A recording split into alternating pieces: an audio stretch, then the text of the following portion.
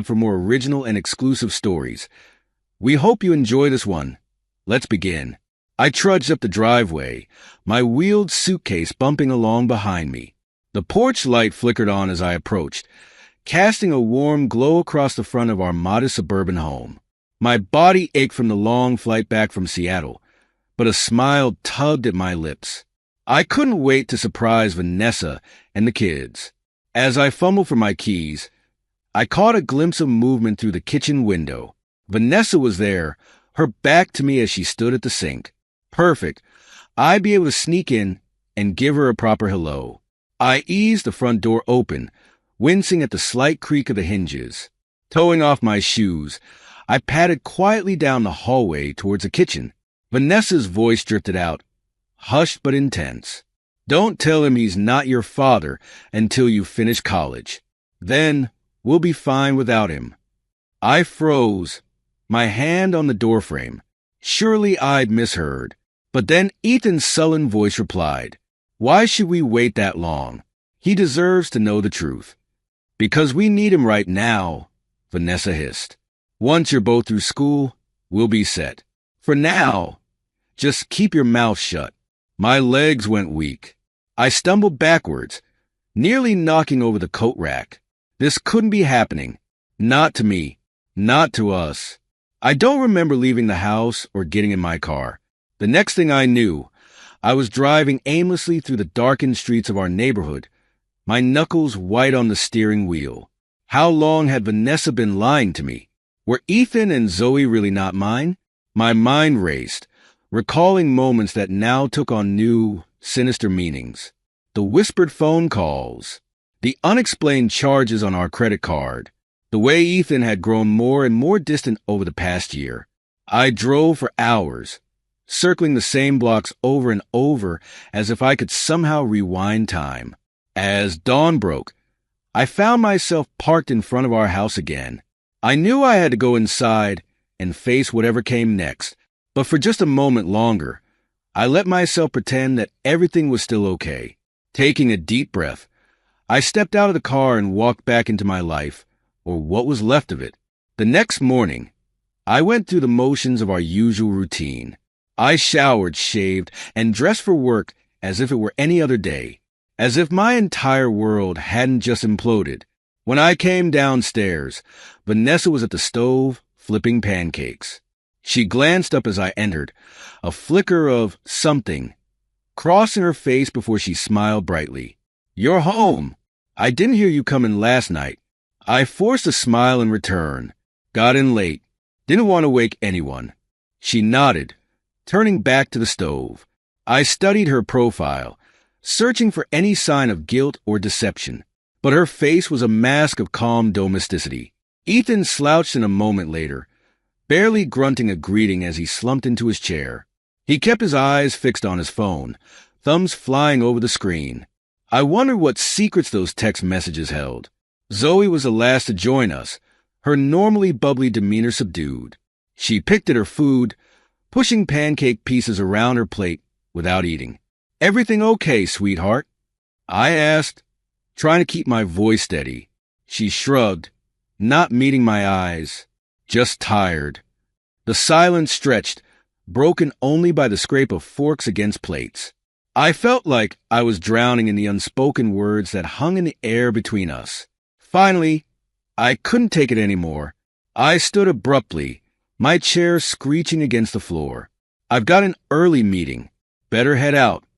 Vanessa looked up, surprise evident on her face. "But you just got back. I thought we could spend some time together today." The irony of her words hit me like a physical blow. I swallowed hard, forcing down the bitter taste of betrayal. "Sorry, this project is crucial. Maybe this weekend." I grabbed my briefcase and practically ran for the door, desperate to escape the suffocating atmosphere of lies and secrets. As I pulled out of the driveway, I caught a glimpse of Vanessa watching me from the window. For a moment, I thought I saw a flicker of fear in her eyes. Good. She should be afraid, because one way or another, I was going to get to the bottom of this. I spent the morning in a fog, going through the motions at work without really engaging. By lunchtime, I couldn't take it anymore. I needed to talk to someone to make sure I wasn't losing my mind. I found Darius in the break room, heating up some foul-smelling curry. He took one look at my face, and his jovial expression fell away. "Whoa, man, you look like hell. What's going on?" I glanced around, making sure we were alone. Then, in a low voice, I spilled everything. The overheard conversation, the suspicious behavior, the sickening realization that my entire life might be built on a lie. Darius listened without interrupting, his brow furrowed in concern. When I finished, he let out a long, low whistle. "Shit, Marcus. I don't even know what to say." I felt utterly lost. What do I do, D? How do I even begin to deal with this? He was quiet for a moment, thinking. Then he said, "Look, before you do anything drastic, you need to be sure. I've got a cousin who's a PI. Real discreet, top-notch. Let me give her a call." I nodded, grasping at any lifeline. Yeah, okay. Thanks, man." Darius clapped me on the shoulder. "We'll figure this out, brother. Whatever happens, I've got your back." As I walked back to my desk, I felt a tiny spark of hope. At least, I wasn't completely alone in this nightmare. The next week was pure hell. Every moment at home felt like walking through a minefield. I found myself scrutinizing every interaction, looking for hidden meanings in the most innocuous comments. Vanessa seemed on edge, constantly checking her phone and taking calls in hushed tones from another room. Was she coordinating with her lover? Planning her next move? Ethan's sullen attitude had morphed into outright hostility. He stayed out late without explanation, slamming doors and picking fights with Vanessa at every turn. I wondered if he was acting out because of the secret weighing on him, or if this was just normal teenage rebellion. Zoe, my sweet little girl, retreated further into herself with each passing day. She spent most of her time holed up in her room, emerging only for meals.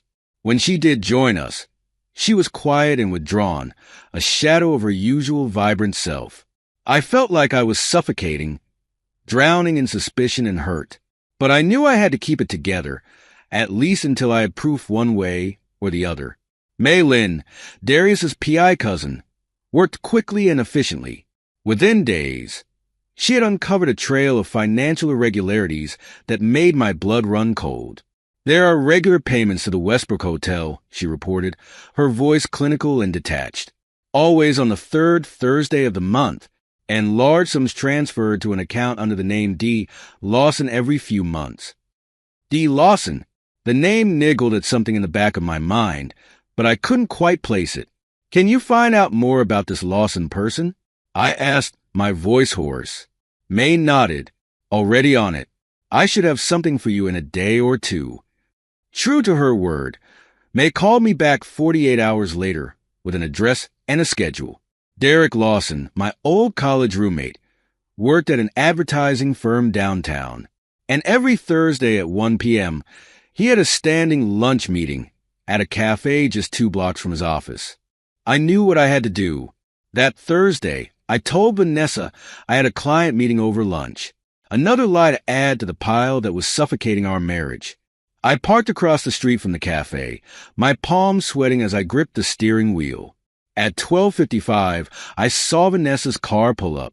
She got out, smoothing her skirt and checking her reflection in the window. My stomach churned as I watched her enter the cafe. 5 minutes later, Derek arrived. He paused outside, adjusting his tie, before following Vanessa inside. I wanted to rush in there to confront them both, but I forced myself to wait, to gather more evidence. After an agonizing hour, they emerged. Derek's hand rested on the small of Vanessa's back as they said their goodbyes. Then he leaned in and kissed her.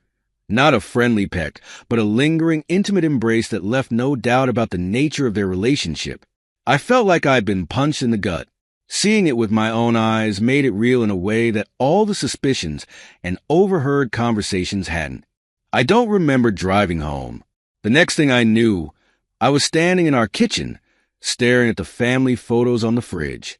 Smiling faces frozen in time, mocking me with their false happiness. When Vanessa walked in, humming softly to herself, something inside me snapped. "Have a nice lunch," I asked, my voice dripping with sarcasm. She startled, nearly dropping her purse. "What? Oh, yes, it was fine." "Really?" Because from where I was sitting, it looked pretty cozy between you and Derek. The color drained from her face. "Marcus, I can explain." "Explain what?" I shouted, my control finally breaking. "Explain how you've been fucking my best friend for God knows how long. Explain how you've been lying to me every single day. Explain how those kids upstairs might not even be mine." Vanessa's eyes went wide with shock, then filled with tears. "How? How did you find out? Does it matter?" I spat. "It's true, isn't it? How long, Vanessa? How long have you been living this lie?" She sank into a chair, her shoulders shaking with sobs.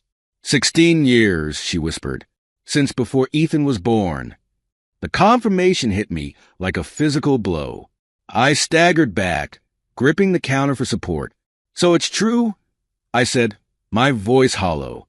"They're not mine." Vanessa looked up, her mascara streaking down her cheeks. "I'm so sorry, Marcus. I never meant for this to happen. I love you, I do. It got so complicated, and I didn't know how to fix it." I laughed bitterly. "Love me? You've got a funny way of showing it." I turned away, unable to look at her anymore. My gaze fell on a family portrait from last Christmas. My arm around Vanessa, Ethan and Zoe grinning in matching sweaters. It was all a lie. In that moment, I knew I couldn't stay here. Not tonight. Maybe not ever again. I stormed upstairs, grabbed a duffel bag, and started throwing clothes into it. Vanessa followed, pleading with me to stop, to talk about this. "There's nothing left to say," I growled, zipping up the bag. As I headed for the door, Ethan and Zoe appeared in the hallway, drawn by the commotion. Their faces were a mix of confusion and fear. "Dad!" Zoe's voice was small, uncertain. "What's going on?" I looked at her, really looked at her, searching for any resemblance to myself. How had I never noticed before how much she looked like Derek? "Ask your mother," I said, my voice breaking. "She's got quite a story to tell you." With that, I pushed past them and out the front door, ignoring Vanessa's sobs and the kids' confused cries. I threw my bag in the car and peeled out of the driveway, desperate to put as much distance as possible between myself and the wreckage of my life. I ended up at a motel on the outskirts of town, staring at the water-stained ceiling as I tried to figure out what the hell I was supposed to do now. The next few days passed in a blur of anger, grief, and too much whiskey. I called in sick to work, unable to face the prospect of pretending everything was normal. On the third day, I finally dragged myself out of bed and into the shower. As the hot water pounded against my skin, I tried to piece together a plan. I couldn't hide out here forever.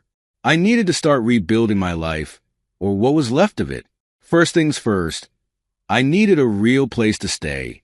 A quick search online led me to a small, furnished apartment not far from my office. It wasn't much, but it would do for now. Next, I called Elena Reyes, a divorce attorney Darius had recommended. Her voice was warm but no nonsense as she laid out my options. "Given the circumstances, we should be able to push for a favorable settlement," she said. "But I won't lie to you, Marcus. The custody situation is complicated. Legally, you're presumed to be the father since you were married when the children were born. But if paternity tests show otherwise, it could get messy." I closed my eyes, fighting back a fresh wave of pain. I don't even know if I want custody," I admitted. They're not mine." Elena's voice softened. "Biology isn't everything, Marcus. You've raised those kids for 15 years. That counts for a lot, both legally and emotionally. Take some time to think about what you really want before we make any decisions." After hanging up, I called the bank and froze our joint accounts. It felt petty, But I couldn't stomach the thought of Vanessa using our money to fund her affair any longer. With the immediate practical concerns handled, I turned my attention to work. I'd been ignoring my emails and voicemails, but I knew I couldn't put it off any longer. As I scrolled through my inbox, one message caught my eye. From Victoria Kwan. Subject: Tech Cybersecurity Project All Hands Meeting. The CEO wanted a full team meeting to discuss our progress on the AI-driven security software. It was exactly the distraction I needed. For the next few weeks, I threw myself into the project with single-minded intensity. I worked long hours, often sleeping on the couch in my office rather than going back to the empty apartment. My dedication didn't go unnoticed. Victoria started dropping by my desk more frequently, asking for updates and offering suggestions. I could feel her appraising gaze, evaluating my potential. One night, as I was poring over lines of code, she appeared in my doorway. "Marcus, it's nearly midnight. Don't you ever go home?" I looked up, blinking away the bleariness. Lost track of time, I guess. She studied me for a moment, then stepped inside and closed the door. "Is everything all right? You've seemed intense lately." For a moment, I considered brushing her off with a vague reassurance. But something in her expression, genuine concern maybe, made me hesitate. "Not really," I admitted. "My personal life is imploding. Work is the only thing keeping me sane right now." Victoria nodded, her expression softening. "I've been there. Just don't burn yourself out, okay? This project is important, but it's not worth your health." As she turned to leave, she paused. "You know, if you ever need someone to talk to, my door is always open." I managed a small smile. "Thanks, Victoria. I appreciate that." After she left, I leaned back in my chair, feeling some of the tension leave my body. It wasn't much, but it felt good to know that someone cared, even if it was just my boss. The next day, I met with Elena to go over the initial divorce filing. As she laid out the strategy, I felt a surge of anger. "I want to nail her to the wall," I growled. "Take everything." Elena's eyes narrowed. "Are you sure that's what you want? Because once we go nuclear, there's no going back, and the kids will be caught in the crossfire." Her words hit me like a bucket of cold water. The kids. In my pain and anger, I'd almost forgotten about them. What kind of damage would a vicious court battle do to Ethan and Zoe? "You're right," I conceded, deflating. I'm so angry. But you're right. The kids don't deserve to be caught in the middle of this. Elena no de simpaticali. It's natural to want revenge, Marcus. But in my experience, it rarely brings the closure people hope for. Let's focus on protecting your interests and minimizing the trauma for everyone involved. As I left her office, I felt a mix of emotions churning inside me. The rage was still there, simmering beneath the surface, but now it was tempered by a growing concern for Ethan and Zoe. They hadn't asked for any of this. Back at work, I tried to lose myself in the tech project again, but my concentration kept slipping. Lines of code blurred before my eyes as my mind wandered to thoughts of my children, because despite everything, that's still how I thought of them.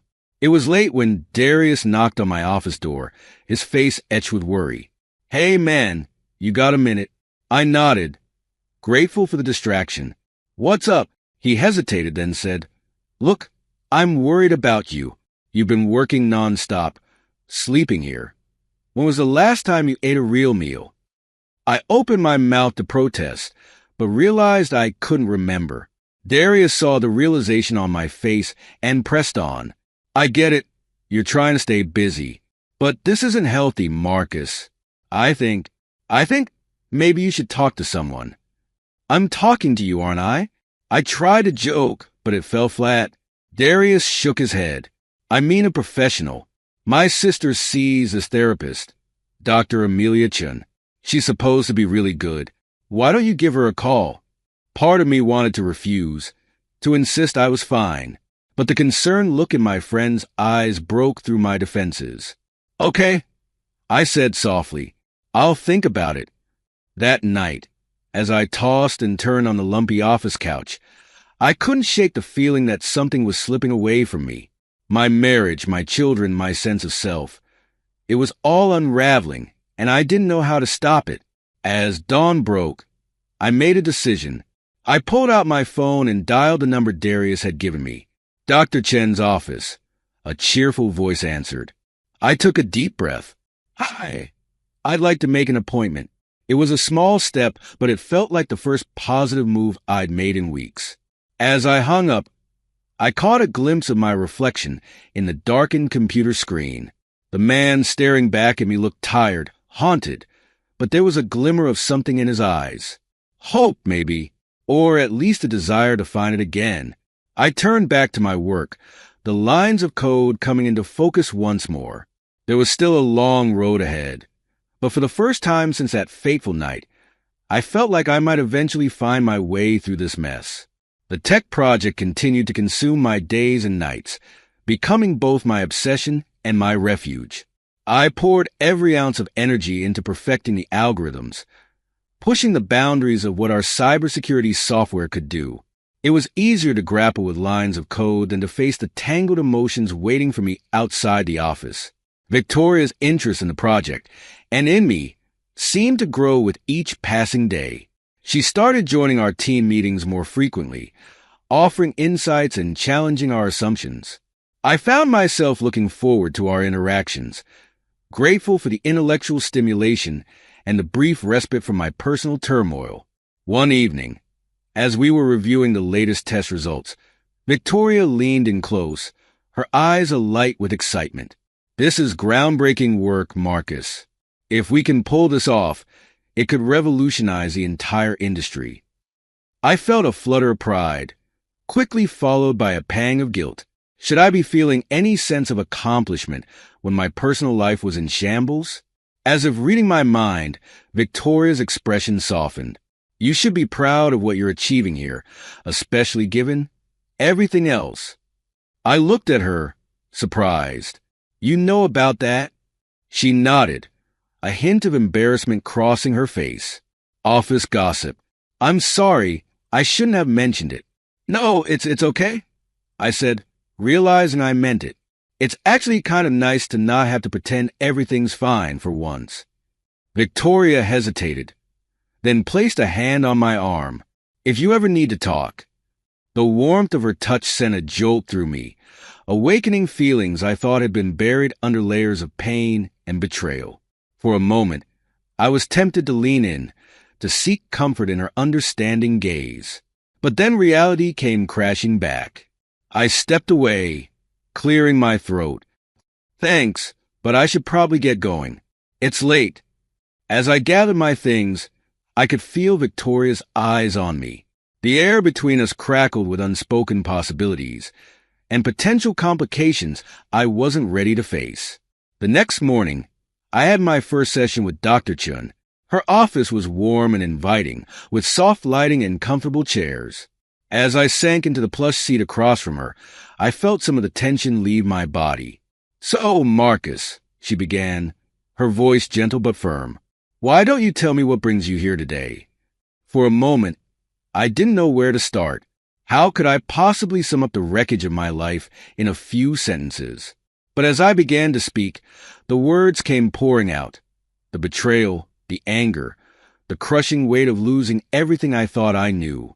Dr. Chin listened attentively, nodding and occasionally asking a probing question. When I finally fell silent, she leaned forward, her eyes full of compassion. "That's a tremendous amount of pain and upheaval you're dealing with, Marcus. It's no wonder you're struggling. But I want you to know that what you're feeling, the anger, the grief, the confusion, it's all normal. You're going through a profound loss, and it's going to take time to process." I nodded, feeling a lump form in my throat. I don't know who I am anymore. If I'm not a husband, if I'm not a father, what's left? Dr. Chen's voice was gentle but firm. "You are still all of those things, Marcus. Your marriage may be ending, but that doesn't erase the years you spent as a loving husband. And biology aside, You have been a father to those children for 15 years. That bond doesn't disappear overnight. Her words hit me hard, forcing me to confront the complexity of my emotions. As much as I wanted to hate Vanessa, to cut ties completely with the family that had betrayed me, I couldn't deny the love I still felt for Ethan and Zoe. But how can I face them? I asked, my voice barely above a whisper. How can I look at them and not see the lie? It will take time, Dr. Chen acknowledged. But remember, those children are victims in this situation too. They didn't ask for any of this. As you work through your own pain, try to keep that in mind. As I left her office, I felt raw and exposed, but also somehow lighter. For the first time since that fateful night, I allowed myself to really feel the full weight of my grief. Not just the anger, but the profound sadness of losing the life I thought I had. That evening, as I sat alone in my sparse apartment, I found myself looking at old family photos on my phone. Ethan's first baseball game, Zoe's dance recital, moments that had seemed so simple and pure at the time, now tainted by the knowledge of Vanessa's deception.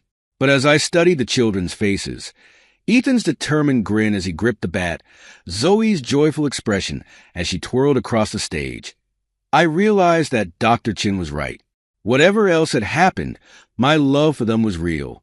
And maybe, just maybe, that was something worth fighting for. With a shaky hand, I picked up my phone and dialed Vanessa's number. It rang several times before going to voicemail. I took a deep breath, steeling myself. Vanessa, it's me. I think we need to talk. About the kids. Call me back when you can. As I hung up, I felt a mix of anxiety and resolve. I didn't know what the future held, but I knew I couldn't keep running from it. It was time to face this head on, for better or worse.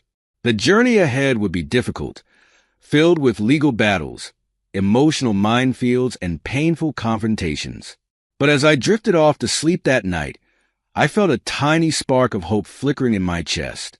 Whatever happened, I would find a way through this, for myself and for the children I still thought of as my own. The harsh winter wind howled outside my apartment window, mirroring the storm raging inside me. 6 months had passed since that fateful night when my world imploded, but the pain felt as fresh as ever. I stood at the frost-covered glass, watching fat snowflakes swirl in the dim streetlight, feeling as cold and isolated as the barren trees lining the sidewalk. My phone buzzed insistently on the nightstand. I ignored it, knowing it was likely Elena with another update on the increasingly ugly divorce proceedings. Vanessa was fighting tooth and nail for alimony and custody, as if she had any right to demand anything after her betrayal. The phone fell silent, then immediately started up again. With a sigh, I trudged over and glanced at the screen. It wasn't Elena. It was Ethan's school. My stomach dropped as I answered. Mr. Holloway, this is Principal Simmons. I'm afraid there's been an incident involving Ethan. My son, no, not my son, I reminded myself bitterly, had been in a fight, suspended for a week. As the principal droned on about zero-tolerance policies, my mind wandered to the last time I'd seen Ethan. His face had been a mask of anger and hurt, accusing me of abandoning the family. If he only knew the truth. I mumbled some assurances about addressing Ethan's behavior and hung up, feeling utterly lost. How was I supposed to discipline a child I had no real claim to? Before I could spiral further, my phone chirped with a text from Zoe's school counselor. My heart sank as I read the message. Zoe's grades were slipping dramatically. She'd been referred for depression screening. The counselor wanted to set up a meeting to discuss ongoing family issues. I sank onto the edge of the bed, my head in my hands. How had everything fallen apart so quickly? I'd told myself I was protecting the kids by stepping away, but it was clear they were suffering just as much as I was. A notification popped up on my laptop, reminding me of the big software test schedule for today. With a Herculean effort, I pushed thoughts of the kids aside and tried to focus on work. The AI-driven cybersecurity project had become my lifeline over the past months, the one area where I still felt some sense of control. Hours later, I sat in stunned silence as alarms blared throughout the office. The test run had gone horribly wrong, nearly compromising our entire network. How had I missed such a glaring security flaw? Victoria Kwan's face was thunderous as she strode into my office, slamming the door behind her. "What the hell happened, Marcus?" she demanded. "Do you have any idea how close we came to a catastrophic breach?" I stammered out explanations and apologies, but Victoria cut me off with a sharp gesture. "I don't want to hear it. You've been distracted and sloppy for months. I've cut you some slack because of your personal situation, but this is unacceptable. If you can't get your head in the game, I'll have no choice but to remove you from the project." She stormed out, leaving me reeling. The one thing I thought I could count on, my work, was now crumbling too. That evening, I sat in Dr. Chen's office, feeling utterly defeated. As I recounted the day's disasters, she listened with her usual calm attentiveness. "It sounds like you're reaching a breaking point, Marcus," she said gently. "You've been so focused on your anger and pain that you've lost sight of the bigger picture. Your actions, while understandable, are hurting not just you but the children as well."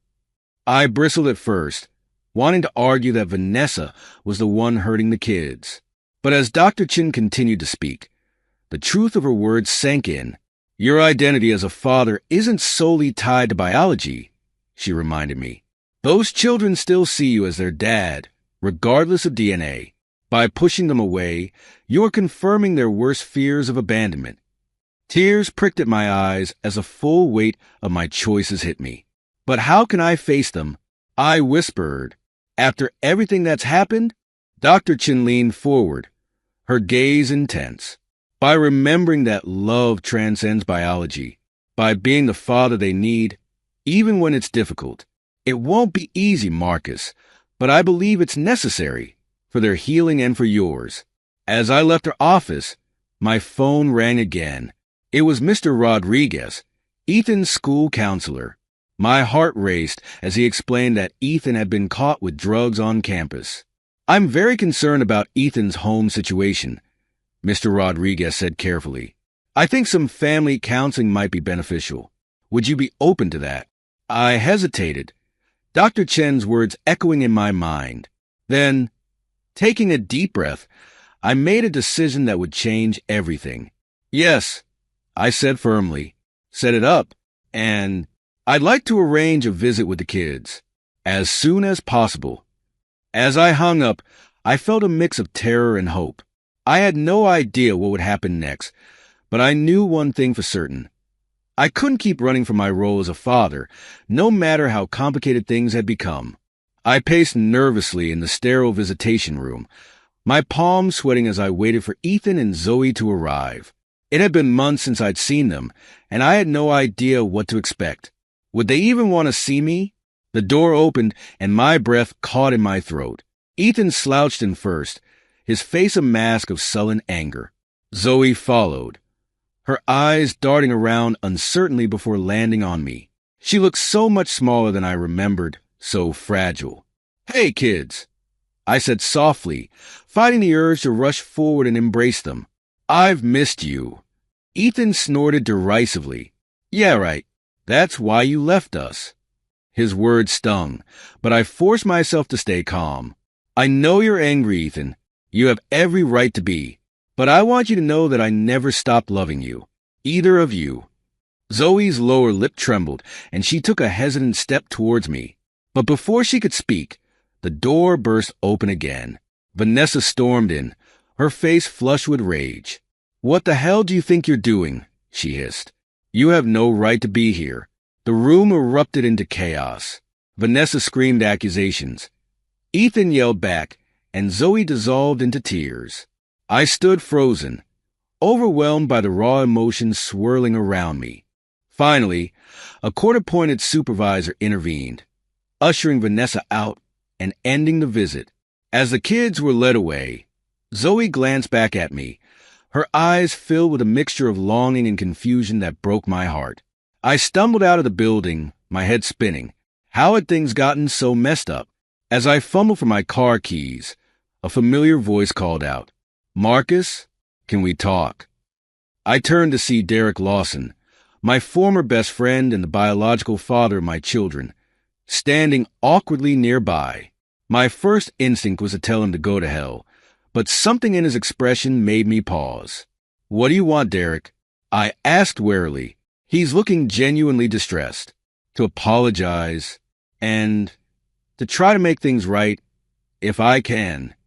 Against my better judgment, I agreed to hear him out over coffee. As we sat in a nearby diner, Derek poured out a story that left me reeling. "Vanessa told me you were abusive," he said, his voice low, "that the kids weren't safe. I thought, God, Marcus, I thought I was protecting them. I had no idea she was lying about everything." I listened in stunned silence as Derek explained how Vanessa had manipulated him for years, playing on his feelings and his concern for the children. "I know it doesn't excuse what I did," he finished, his eyes pleading, "but I want to make it right. I'll testify about Vanessa's manipulations. Tell the court everything. Maybe it can help your case." Part of me wanted to leap at the offer, to use Derek's testimony to destroy Vanessa once and for all, but a nagging doubt held me back. I thanked Derek for his honesty and told him I'd think about it. The next day, I met with Elena to discuss Derek's offer. Her expression was guarded as she listened to his proposal. "It could certainly help your case," she admitted, "but, Marcus, you need to consider the impact on the children. Dragging all of this out in court, exposing them to even more family secrets, it could be traumatic." I nodded, feeling the weight of responsibility settle heavily on my shoulders. "What do you think I should do?" Elena's eyes softened. "Honestly, I think you need to focus on rebuilding your relationship with Ethan and Zoe. That's what matters most in the long run." As I left her office, my phone buzzed with a text from an old friend. My stomach churned as I read the message, accusing me of being emotionally abusive and neglectful. It wasn't the first such message I'd received lately. I quickly discovered that Vanessa had been busy spreading her own version of events throughout our social circle. Several longtime friends had cut ties with me, believing her lies. The isolation I felt deepened, leaving me feeling more alone than ever. That night, I tossed and turned, unable to sleep. Around 2 a.m., I found myself driving past our old house, drawn by some masochistic impulse. As I cruised slowly by, I caught a glimpse of Vanessa through the living room window. She was sitting on the couch, crying as she looked through what appeared to be old photo albums. A flicker of movement caught my eye, and I realized with a start that Ethan was sneaking out of the house. Without thinking, I followed at a discreet distance as he met up with a group of older teens and headed towards an abandoned warehouse on the outskirts of town. My heart raced as I watched them disappear inside. Every instinct screamed at me to call the police, to stay safely in my car, but the thought of Ethan in danger overrode everything else. Taking a deep breath, I got out of the car and crept towards the building.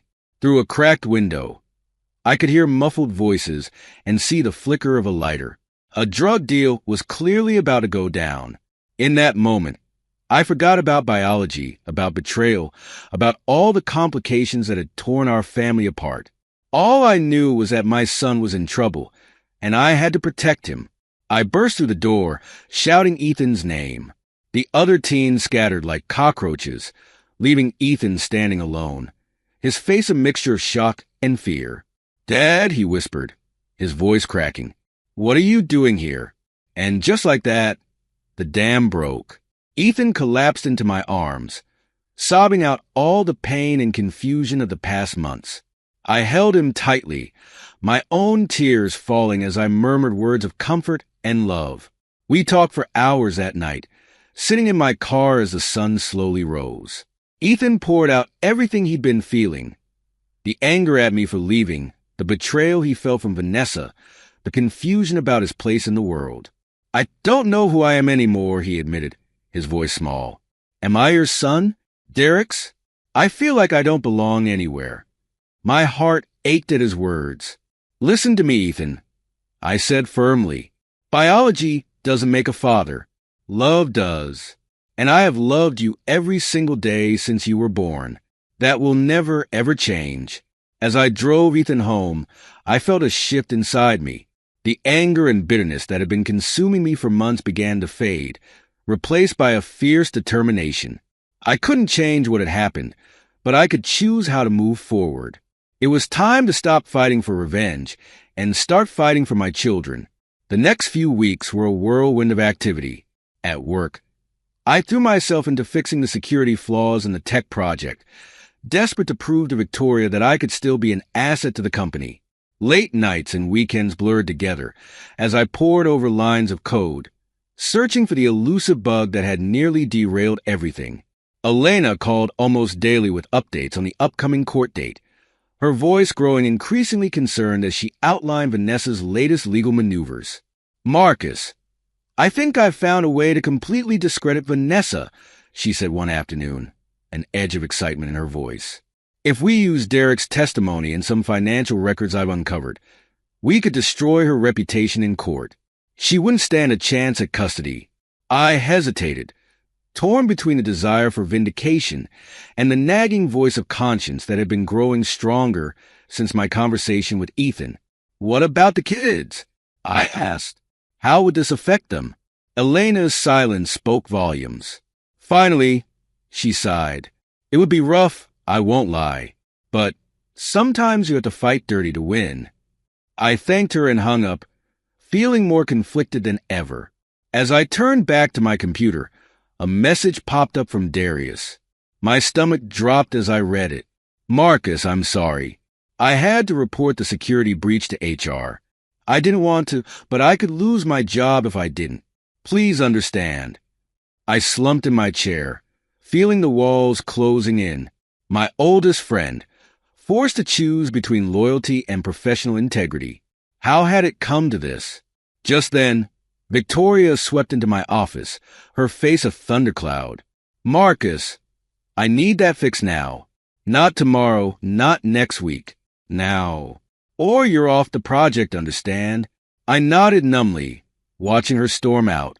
It felt like my entire world was collapsing around me, piece by piece. That night, as I drove home in a daze, I found myself taking a detour past the old house again. I wasn't sure what I was looking for. Closure, maybe, or just a masochistic need to torture myself with what I'd lost. As I cruised slowly by, a flicker of movement caught my eye. Ethan was slipping out the back door, glancing furtively over his shoulder. My heart raced, remembering our last late-night encounter. Without thinking, I put the car in park and followed on foot. I trailed Ethan to an abandoned warehouse on the edge of town, my concern growing with each step. As I peered through a grimy window, I saw a group of older teens gathered inside. One of them pulled out a small bag of white powder, and my blood ran cold. Every instinct screamed at me to call the police, to stay safely hidden. But as I watched Ethan step forward, his hand outstretched, I knew I couldn't stand by and do nothing. I burst through the door, shouting Ethan's name. The other teens scattered like roaches, leaving Ethan standing alone, his face a mask of shock and fear. "Dad," he whispered, his voice cracking. "What are you doing here?" For a long moment, we just stared at each other. Then, something in Ethan seemed to crumble. He collapsed to his knees, sobbing, and I rushed to gather him in my arms. "I'm sorry," he choked out between sobs. "I'm so sorry, Dad. I didn't know what else to do. Everything's so messed up." I held him tightly, my own tears falling as I murmured words of comfort and love. We stayed like that for what felt like hours, until Ethan's sobs finally quieted. As we drove home, Ethan slowly opened up about everything he'd been going through. The confusion of feeling torn between me and Derek. The anger at Vanessa for her lies. The crushing weight of feeling like he didn't belong anywhere anymore. "I just wanted to feel something else for a while," he admitted softly. "To forget about all of it." My heart ached at his words. I thought about all the times I'd pushed him away, too caught up in my own pain to see how much he was hurting. "Listen to me, Ethan," I said, pulling over to the side of the road so I could face him fully. "I know I've made a lot of mistakes. I let my anger at your mom blind me to what really matters. But I want you to know this. You are my son. Biology doesn't change that. I have loved you every single day since you were born, and I will never, ever stop fighting for you. Do you understand? Ethan nodded, fresh tears spilling down his cheeks. As I pulled him into another hug, I felt something shift inside me. The bitterness and rage that had been consuming me for months began to fade, replaced by a fierce determination. I couldn't change what had happened, but I could choose how to move forward. And in that moment, I knew exactly what I had to do. The next morning, I marched into Elena's office, my mind made up. I want to change our strategy, I announced. No more scorched earth tactics. We need to focus on what's best for the kids. Elena looked up from her desk, surprise evident on her face. Are you sure, Marcus? We've got a strong case to take Vanessa down. I nodded firmly. I'm sure. I've been so caught up in my anger, I lost sight of what really matters. Ethan and Zoe need stability, not more drama. We're going to push for mediation instead of a court battle. As I outlined my new plan, I could see the wheels turning in Elena's mind. She was skeptical at first, but as I explained my reasoning, she began to nod slowly. It won't be easy, she warned. Vanessa's not likely to agree without a fight. I know, I said, but it's the right thing to do, for all of us. As I left Elena's office, I felt a weight lift from my shoulders. For the first time in months, I felt like I was moving in the right direction. Back at work, I threw myself into fixing the tech project with renewed energy. The solution that had eluded me for so long suddenly became clear, and I worked through the night to implement it. When Victoria came in the next morning, I was waiting with a full presentation on the fixed security protocols. Her eyes widened as I walked her through the changes, explaining how we'd not only patched the vulnerability, but strengthened the entire system. I'm impressed, Marcus, she said when I finished. This is exceptional work. I allowed myself a small smile. Thank you. I know I've been distracted lately, but I want you to know that I'm fully committed to this project and this company. Victoria studied me for a long moment, then nodded. All right, you've earned a second chance. Don't make me regret it. As she left, Darius poked his head in, his expression hesitant. Hey, man, can we talk? I gestured for him to come in, bracing myself for another confrontation. But to my surprise, Darius launched into an apology. I'm so sorry about reporting the security breach, he said, his words tumbling out in a rush. I hated doing it, but I was worried about losing my job, and I held up a hand to stop him. It's okay, D. You did what you had to do. I'm the one who should be apologizing. I put you in an impossible position. Relief washed over Darius's face. So, we're good. I stood and pulled him into a hug. We're good, brother. As Darius left, I felt another piece of my life slide back into place. The road ahead was still long and uncertain, but for the first time in months, I felt a glimmer of hope. That evening, as I sat in my apartment reviewing custody agreements, my phone buzzed with a text from Ethan. Thanks for last night, Dad. Can we talk again soon? I smiled, feeling a warmth spread through my chest. Anytime, son, I typed back. I'm here whenever you need me. As I set the phone down, I caught sight of my reflection in the window. The man staring back at me looked tired, but there was a determination in his eyes that had been missing for too long.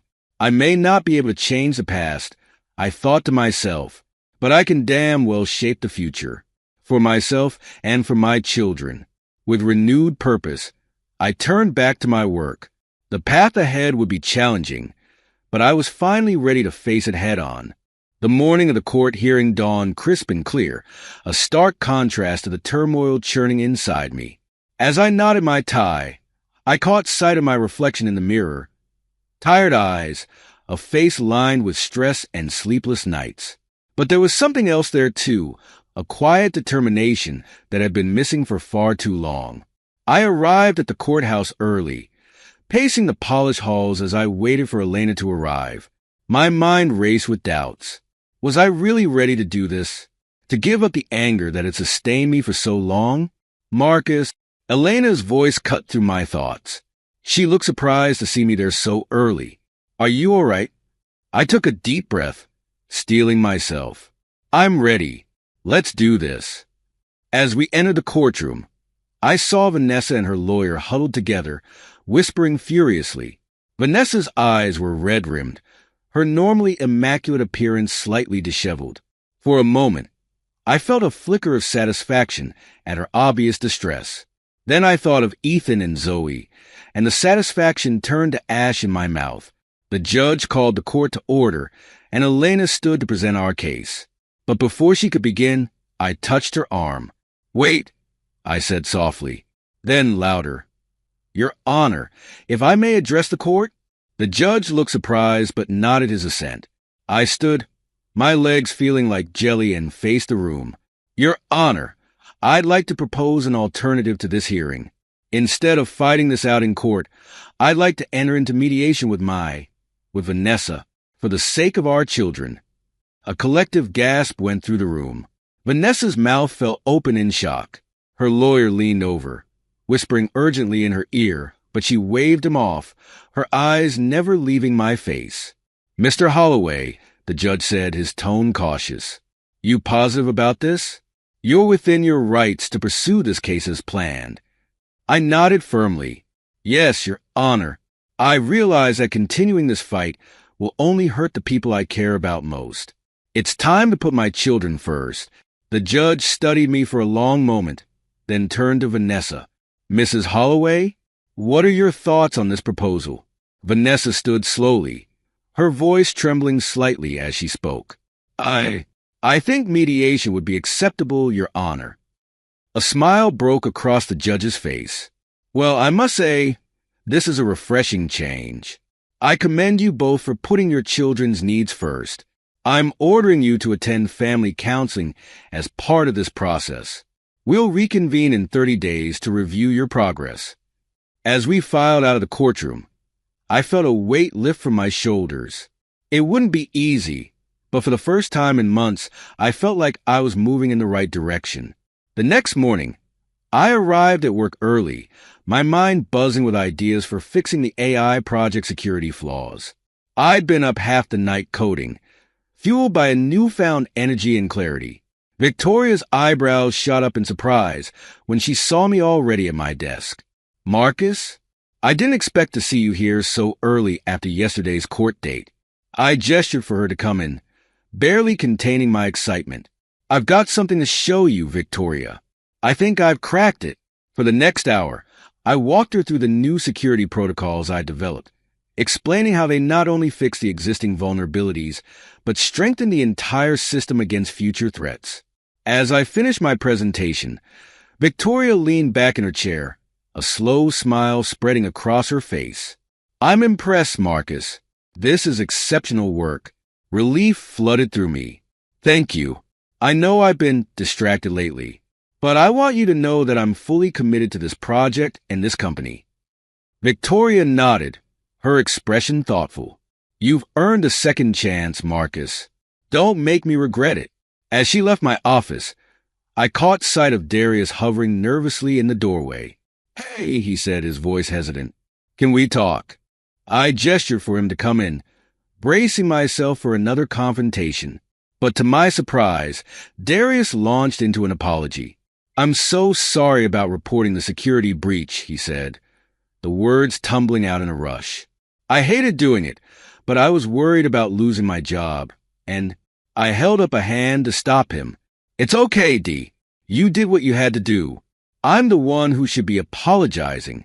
I put you in an impossible position. Relief washed over Darius's face. So, we're good. I stood and pulled him into a hug. We're good, brother. As Darius left, I felt another piece of my life slide back into place. The road ahead was still long and uncertain, but for the first time in months, I felt a glimmer of hope. Later that week, I found myself sitting across from Derek in a small coffee shop. The tension between us was palpable, years of hurt and betrayal hanging in the air like a storm cloud. "Thank you for meeting me," Derek said, his fingers nervously tapping against his mug. "I know I'm probably the last person you want to see right now." I took a sip of my coffee, buying time as I gathered my thoughts. "I'm here for Ethan and Zoe," I said finally. "They deserve to have both of us in their lives, as complicated as that might be." Derek nodded, his expression a mix of guilt and relief. "I want you to know, Marcus, that I never meant for any of this to happen. Vanessa told me. Well, it doesn't matter now. I should have known better. Should have talked to you." Part of me wanted to lash out, to make him feel even a fraction of the pain I'd endured.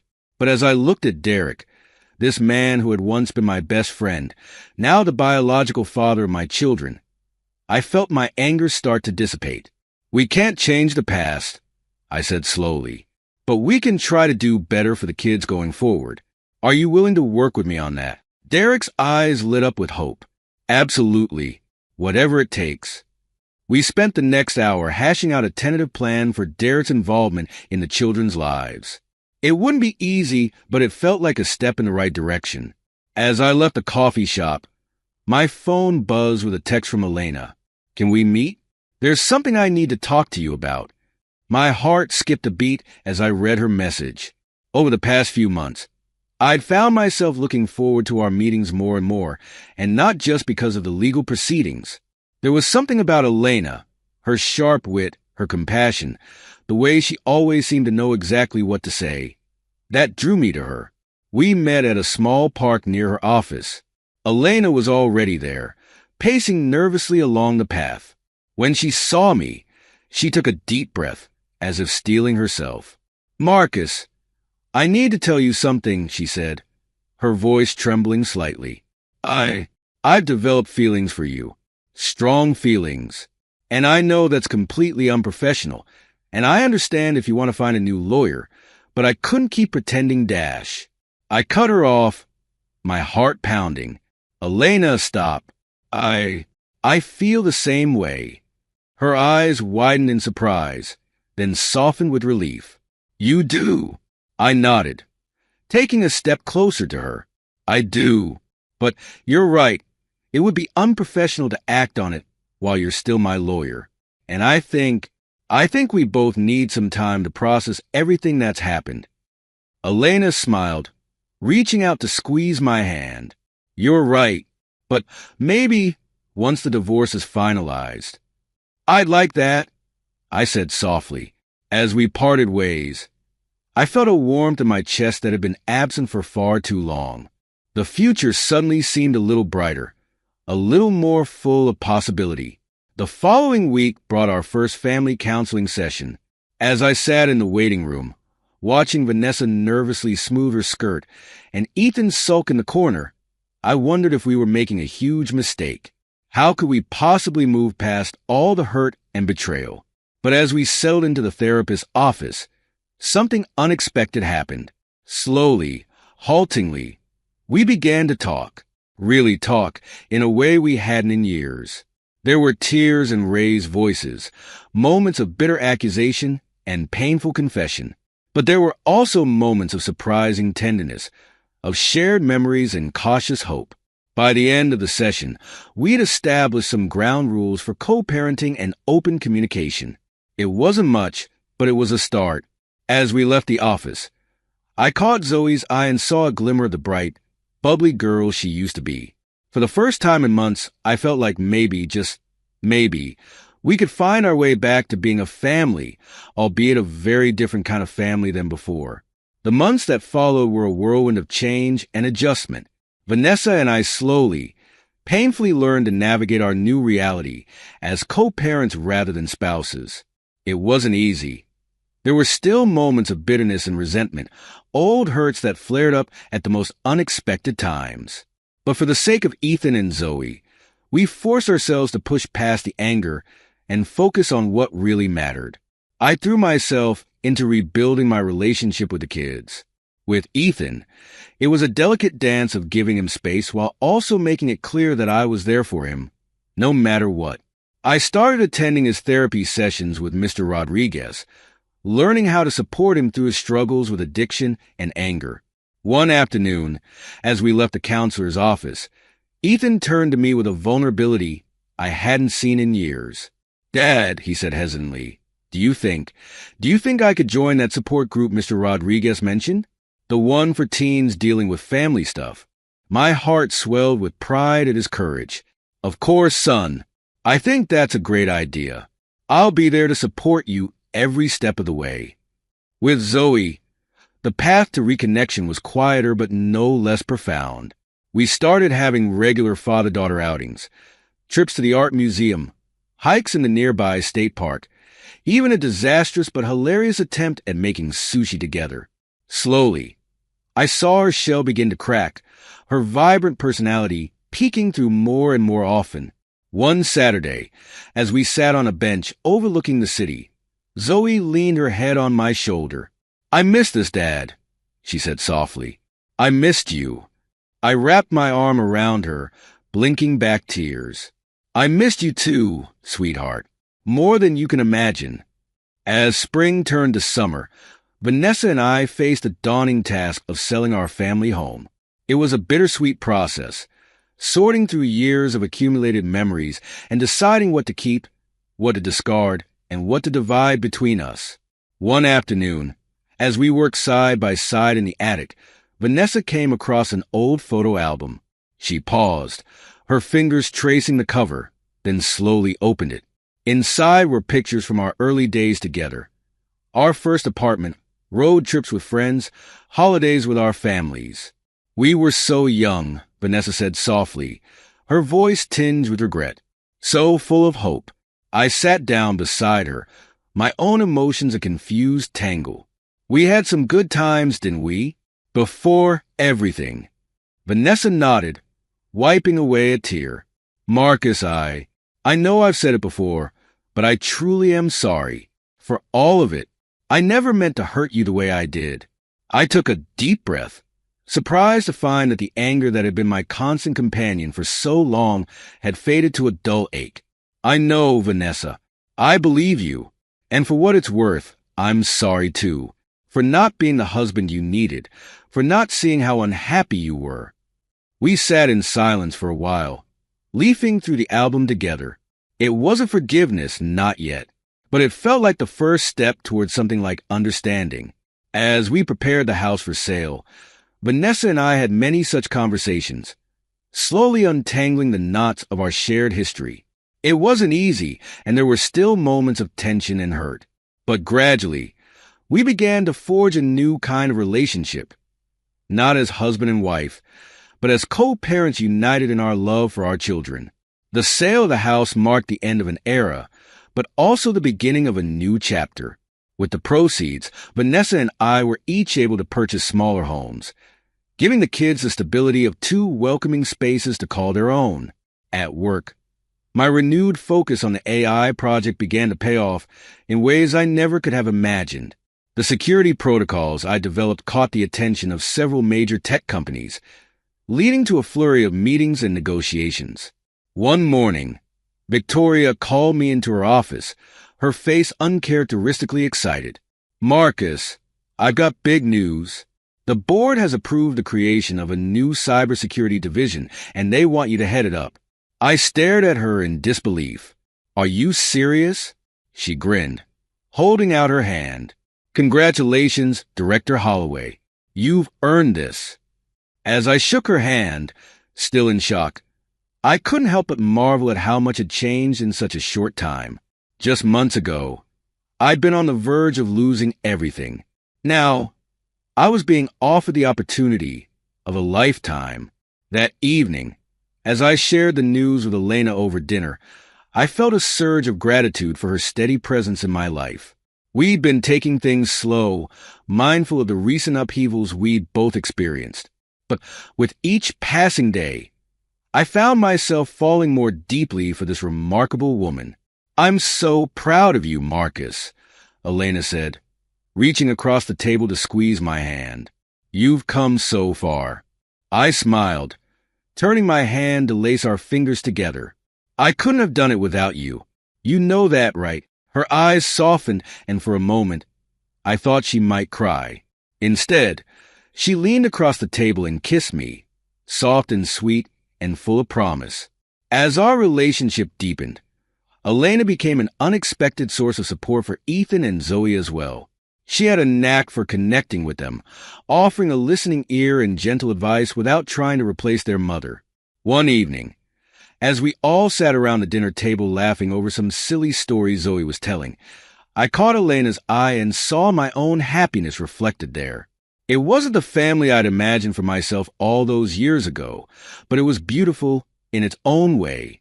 To my surprise, Vanessa seemed to be finding her own path to healing as well. She started seeing a therapist, working through the issues that had led her to seek comfort in an affair. It wasn't easy for her, I knew, facing the consequences of her actions and the pain she'd caused. One day, after dropping the kids off at my place, Vanessa lingered in the doorway, her expression hesitant. Marcus, I wanted to apologize. Again, for everything. I know it doesn't change what happened, but I want you to know that I'm truly sorry for all the pain I caused you and the kids. I studied her face, seeing the genuine remorse there. Thank you, Vanessa. That means a lot. She smiled, a small, tremulous thing. I'm trying. For them. And for myself too, I guess. As I watched her walk away, I felt a sense of peace settle over me. We'd never be what we once were. But maybe we could build something new, a partnership based on mutual respect and the shared love of our children. 5 years passed in the blink of an eye, bringing with them a cascade of changes both big and small. As I stood in front of the mirror, adjusting my tie for Ethan's college graduation ceremony, I barely recognized the man staring back at me. Gone was the anger and bitterness that had once consumed me. In its place was a sense of hard-won contentment, a balance I'd fought tooth and nail to achieve. At 47, I'd finally found my stride both personally and professionally. The cybersecurity division I headed had become one of the most respected in the industry, our innovations pushing the boundaries of what was possible in digital protection. But it was my personal life that had seen the most profound transformation. My relationship with Ethan and Zoe, now 20 and 18 respectively, had deepened and matured in ways I never could have imagined during those dark days of our initial separation. Ethan had blossomed at college, throwing himself into his studies with a passion that made my heart swell with pride. The angry, confused teenager who nearly slipped into drug addiction was now a confident young man, his eyes bright with purpose and determination. Zoe, too, had come into her own. She had just finished high school and was headed to art school in the fall, her talent for painting finally given room to flourish. The quiet, withdrawn girl of years past had been replaced by a vibrant young woman, quick to laugh and fiercely protective of those she loved. As I made my way to the graduation ceremony, I marveled at how far we'd all come. Vanessa had remarried a few years back to a kind, steady man who seemed to bring out the best in her. Our co-parenting relationship had evolved into something I never thought possible. A genuine friendship built on mutual respect and shared love for our children. Even Derek, who had once been the source of so much pain, had found his place in our unconventional family dynamic. He was involved in the kids' lives, but always respectful of my role as their primary father figure. The auditorium was packed as I took my seat, nodding a greeting to Vanessa and her husband a few rows ahead.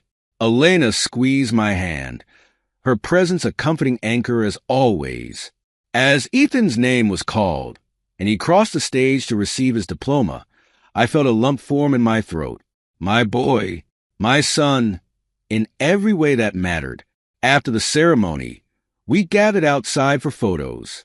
That's when Ethan dropped the bombshell. Hey, for the family pictures, I want Dad to be my father figure, he announced, his eyes darting nervously between me and Derek. I froze, torn between pride and concern. Derek's face fell, a flash of hurt crossing his features before he schooled them into careful neutrality. You positive, son? I asked quietly, acutely aware of the tension crackling in the air. Ethan nodded firmly. Dad, you're the one who's always been there for me, through everything. That's what matters. Derek stepped back, his voice thick with emotion. It's okay, Ethan. I understand. Marcus. He's been more of a father to you than I ever was. He deserves this. As we posed for the photos, Ethan's arms slung around my shoulders, I caught Derek's eye. There was pain there, yes, but also a grudging respect. We'd come a long way from the bitter enemies we'd once been. Later, as the extended family gathered at a nearby restaurant to celebrate, Zoe pulled me aside. Her expression was uncharacteristically serious. Dad, there's something I need to tell you, she said, fidgeting with the hem of her dress. I've known about the whole biological dad thing since I was 15. I felt the blood drain from my face. What? How? Zoe took a deep breath. I found some old emails on Mom's computer. But Dad, I want you to know it didn't change anything for me. You're my father. You always have been. Tears pricked at my eyes as I pulled her into a fierce hug. Oh, sweetheart, I love you so much. As we rejoined the group, Ethan caught my eye and nodded towards a quiet corner. Can we talk for a sec, Dad? You too, Zoe. Once we were alone, Ethan's usual confidence seemed to falter. We wanted to thank you, he said softly, for staying, for fighting for us, even when it would have been easier to walk away. Zoe nodded, her eyes shining. Yeah, Dad, we know it couldn't have been easy. So, why did you do it? Why did you choose to stay in our lives? I took a deep breath, overwhelmed by the magnitude of the moment. Reaching into my jacket pocket, I pulled out 2 envelopes I prepared years ago for just this occasion. I want you to read these, I said, handing one to each of them. They're the DNA test results from when I found out about everything, and there's a letter in each one, explaining my journey from that moment to now. As they read, I watched their faces closely, seeing the emotions play across their features. When they finished, both looked up at me with tears in their eyes. Oh, Dad, Zoe whispered, throwing her arms around me. Ethan joined the embrace, his strong arms enveloping us both. Biology doesn't make a family, I said softly, echoing the words I'd written in their letters. Love does. Choice does. And I chose you both every single day. I always will.